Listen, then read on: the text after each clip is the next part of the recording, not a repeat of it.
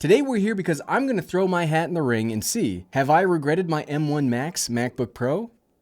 So have I?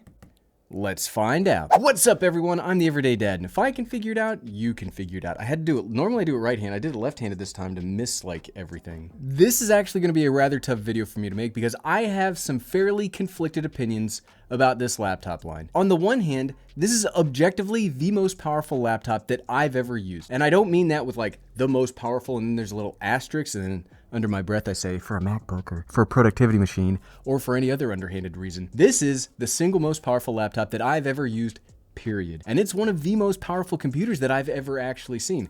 This M1 Max is impressive stuff. But I've also had some fairly big headaches with mine. Though those headaches might be from the operating system and not from the hardware itself, the hardware and the software can't be separated. So until we get some big fixes, those are essentially the same thing. If you follow me on Twitter, you'll know that recently I've moved over to using Windows for all of my video editing, and while I have been resisting a why I switched video, if you do want to see one, let me know in the comments below. And I get that these two events might seem linked. It's not really, because it's a bit more complicated, and I think I can comfortably say it's not because of the MacBook itself, because I'll still be using this as my laptop. All of that out of the way, let's go with what I've regretted and not regretted. Get it? So I have regretted some things and I've not regretted other things. The first thing I haven't regretted is the purchase itself. So I guess the answer is no, I haven't regretted buying the M1 Max MacBook Pro 16. Seems kind of weird, but follow the logic here. I don't normally like big laptops. I don't normally like big technology, period, if I can avoid it, but I've been 100% satisfied with my MacBook Pro 16 purchase. And we're gonna go on some story time here. The last time I came across this exact choice was when the original MacBook Pro 16 came out in late 2019. At the time, I was living in corporate housing because I was on an extended work trip. During that months-long trip, I was running my entire YouTube channel from a 2018 i5 MacBook Pro 13. I loved that laptop. While Intel machines have a pretty bad rap, and in fairness, I have been one to give them that association, that laptop was incredible. I had a cheap curved wide-angle screen that I purchased from Costco, and we kept publishing 4K YouTube videos, even though I was about 1,000 miles from my house. When Apple released that MacBook Pro 16, I purchased the base model i7, and I was initially impressed with it. The screen was gorgeous, the body was big but usable, but for me, it was lacking one thing: actually usable power. I would get video render times pretty much on par with what I was getting from my MacBook Pro 13, so after about a week of that computer not only being sort of unwieldy at my tiny desk, but also not too much improved in power, I returned it and I vowed. Gary made a vow that he would stick with small computers from here on out. Fast forward to today, and that vow, I guess, was not totally upheld because the M1 Max is not even in the same leagues as other processors that I've used, including the M1 Standard and the 8-core M1 Pro. This has a ton of usable power, and it's never failed to amaze me. You've heard me say this a ton in the past, but there is a difference in the holy cow, this bar chart, man, it's like the bar chart is so huge, and actually usable power that will make your experience better. The M1 Max does both, and it's crazy, but I haven't regretted it a bit. All right, that was a non-regret, so let's alternate. Instead of all the regrets and all the non-regrets, what's the opposite of regret? Contentments? The contentments, I guess? So the first thing that I've actually regretted has been the price I paid. Yes, I don't regret the purchase, but power comes at a cost, both size-wise, electricity-wise, but also money-wise. And this is the most expensive laptop that I've ever purchased by a wide margin.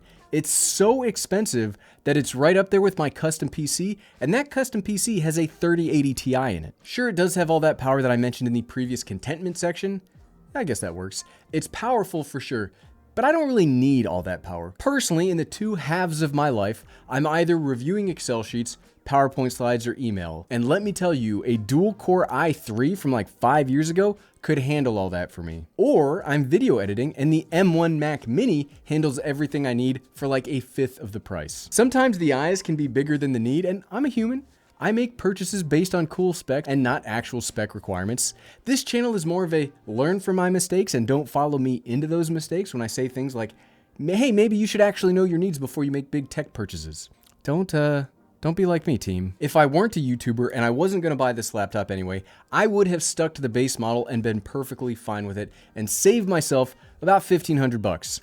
I've seen some numbers from that 10-core M1 Pro, and it looks pretty darn sick too. And do you know how much fizzy water I could have had with that $1,500?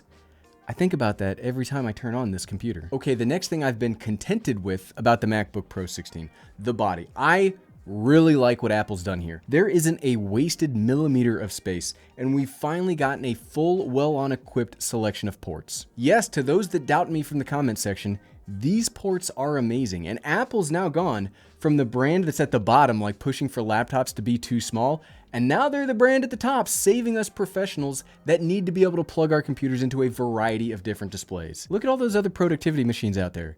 They're lacking now. I've also continued to really enjoy the Thunderbolt 4 connection. It's with this laptop that I've started straight up using Thunderbolt to Thunderbolt display cables. And the fact that I can have my laptop plugged into my stupidly expensive display and have that stupidly expensive display also power my computer, that's incredible. Yes, Thunderbolt 3 could have done something very similar, but this will work with far more displays if I want to have a Wallow monitor in the future. I mean, I don't, but rather have and not need than need and not have and all that stuff, right? Plus SD card slot. Look, I'm a YouTuber. Do I need to say more about the SD card slot? I haven't used a single dongle since buying this MacBook, and I love that. That's the farthest thing from a regret that I could ever have. I absolutely 100% hate the need for dongles. I remember back not even that long ago, my laptop had ports on it that I would never have used. Look at those things. You know what I do regret? That dongle became such a large part of my lexicon over the last 2 years. My poor accessory videos, they're dongle-less though. And you know what?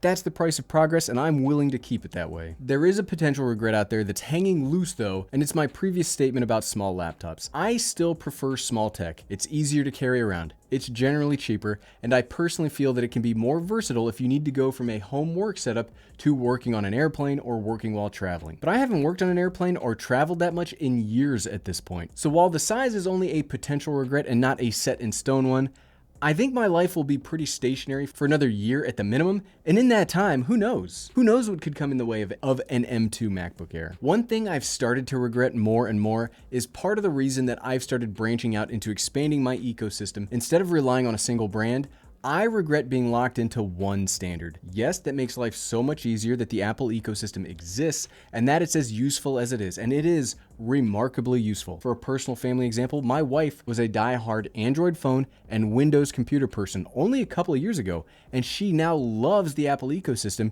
because of just how easy it makes her life and her job. I love that my phone seamlessly talks to my watch, talks to my tablet, talks to my computer. But what happens when one part starts to have issues? Well, tough.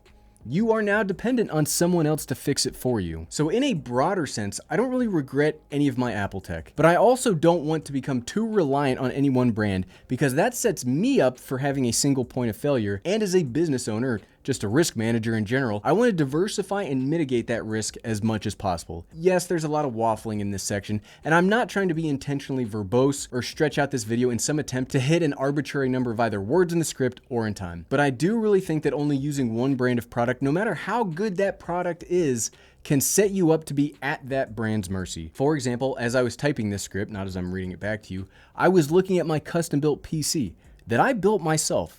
If a part goes down or breaks, all I need to do is swap that part out for a new one. I've got several computer parts stores only about 30 minutes away, so I could go buy a new processor or RAM or whatever's broken, take 15 minutes, I swap it out. That's a couple hours job at most. If my MacBook breaks, all I can do is send it off. And in this current chip shortage, I would bet there wouldn't even be a loaner unit available, and if there were, it would still take time to get here. I can expound upon the entire rationale of this in a standalone video if you do wish, but I think it's just the right call for me to expand my own technology ecosystem, and I regret that it's taken me this long to realize that. It's not specifically about the MacBook, but when else am I going to get a chance to articulate this? And the last thing that I'm content with is the battery life. Ha! You thought you were going to make it through an everyday dad video without me mentioning battery life. Sorry, buddy. You were wrong. I was initially nervous about how the battery life would stack up compared to all those very big numbers that come with the M1 Max. Even though Apple has done fantastic things with their efficiency over the past couple of years, they aren't magicians, right? Like, this isn't magic. There has to be some kind of some scientific rationale behind it. If you have to power the processor at a certain level to get those kinds of results, I figured the big beast would drain the battery pretty aggressively. But the battery life is actually really really good. Yes, it has reported numbers that make this the single longest lasting MacBook ever made, but that's based on the 10-core M1 Pro processor and not the Max. So while the Max may have slightly less power, and I do keep this in high power mode all the time, I don't rate tech battery life based on a linear watching a movie for 27 hours straight metric. I've never used the entire battery. I've never even come close to using the entire battery. I don't even think I've ever used half of the battery. I don't understand how they were able to achieve this. My only other laptop that can rival the MacBook Pro 16 for power is my Asus Strix G17 gaming laptop from last year, and that has the Ryzen 5900HX and an RTX 3070 graphics card. When that thing's under load, it chews through battery life in almost real time. Not only will it drain that battery lightning fast, it will also make a ton of noise to cool off the processor to even make that power possible. The MacBook at the same time will make practically no noise and continue working on battery life. It doesn't need to be plugged in to have full power. It's legitimately wild. Now, I have gotten the fans to spin up playing games like World of Warcraft at high settings, but even when they're going, the fans aren't all that loud. I love this. It's essentially a perfect laptop, and it still shocks me to this day that it exists. But at the end of the day, so what, right? Do I regret my M1 Max MacBook Pro 16? If money didn't exist, no, I would not regret this at all. This is not only an objective upgrade from my previous setup, but this is a huge objective upgrade. This is the top of the mountain as far as I'm concerned. I do regret spending the money on power that I don't really uppercase need, but if you need that kind of power, I highly recommend this machine. I think Apple makes the best laptops on the market. They do still have some work to go making a powerful desktop computer, but even with the new laptop options coming out of CES this year, I don't see a lot of Windows competition in that marketplace. But what about you? Did you buy the 14 or 16-inch MacBook Pro? Do you regret it, or have you been content in your purchase? Let me know in the comments below, because I would like to get a wider range of opinions on this instead of just listening to myself talk. And if you like this video and you would like to see what I think are the best accessories for the MacBook Pro 16, good news, you can find that video by clicking right here. Click, click, click, click, click, click, click. Thanks for watching.